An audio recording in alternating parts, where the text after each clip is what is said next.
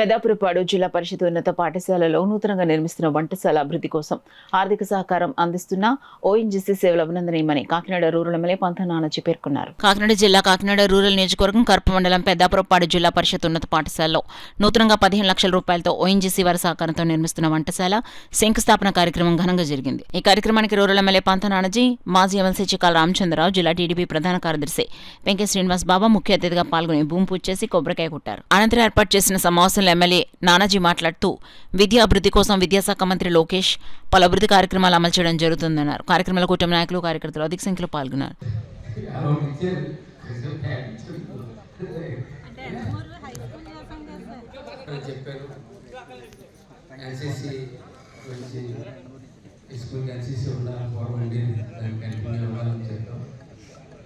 దాని మీద ఈ ఓవరాల్గా కొంచెం నిధులు కొరత ఇబ్బందులతో దీనిలో దృష్టి పెట్టడం నిజం చెప్తున్నాను.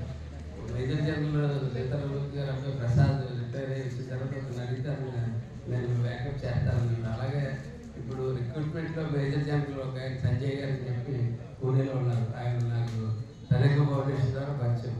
ఆయన గురించి చెప్తున్నాను కానీ తనకు ఫాలో అప్ అవ్వట్లేదు. దయచేసి సార్ మీ అందరూ మాట్లాడుకోవాలి.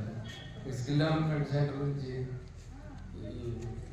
మాకు ఒకటే వచ్చింది. ఒకటే వస్తే కాకినాడ వెళ్ళిపోయింది.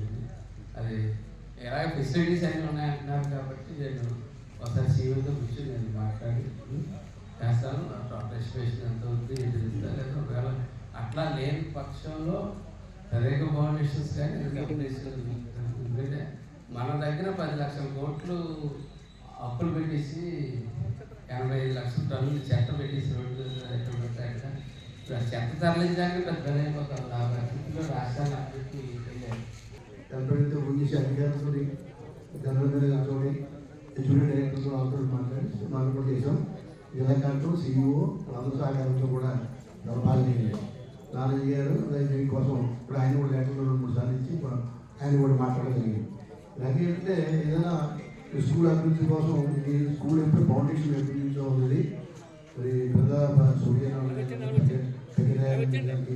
ఆయన చెప్తారు సలహాగా ఆయన ఆధ్వర్యంలో చదువుతున్నటువంటి పెద్ద ప్రదేశం ఎప్పుడు కూడా మన ముందుకు వెళ్తుంది. ఇక్కడ ఎంతోమంది చదువుకునే విద్యార్థులు చాలా ఉన్నతమైన పొజిషన్లో విధానం పెద్దపడే స్కూల్ అంటే చుట్టుపక్కల గ్రామాలు ఎక్కడ కూడా స్కూల్స్ ఉంది. కానీ పెద్దపడే స్కూల్ ఇక్కడ కాదుల మండలం కూడా లేట్గా వచ్చింది. కాదులకి హై స్కూల్ కాదుల మండలానికి పెద్దపడే చుట్టుపక్కల గ్రామాలకి కూడా అంటే వ్యాలికి పెద్దపడ ఉండేది, వ్యాలికి కడప ఉండేది.